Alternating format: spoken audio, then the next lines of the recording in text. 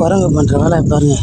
எவ்வளோ செடி பிடி நாசம் பண்ணிச்சுது பாருங்கள். நண்பர்களே, விவசாயிகளுக்கு எவ்வளோ இழப்பு பாருங்கள். களை கொத்தணும், மழை வரல, மழை வந்து பாருங்கள் இப்படி பிடிச்சிக்குது. சுத்தமாக செடி ஒரு செடி கூட இல்லைங்க, துப்புரம் பிடிங்கி போட்டுருச்சு.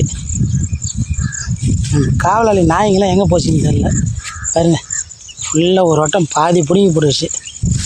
என்னங்க பண்ணுவேன், ஃபுல்லாக தெரியுதா பாருங்கள்.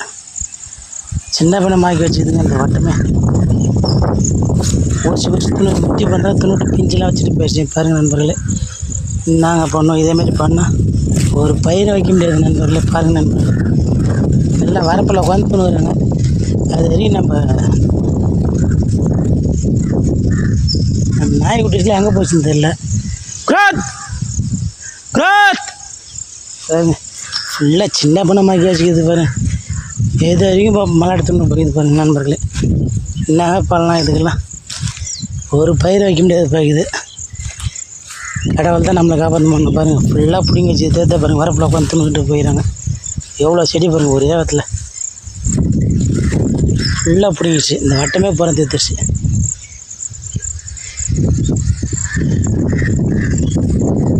இதாங்க விவசாய நிலைமை, ஒன்றும் பண்ண முடியாது. செடி பிடின்னு வந்துக்கிற பாருங்க.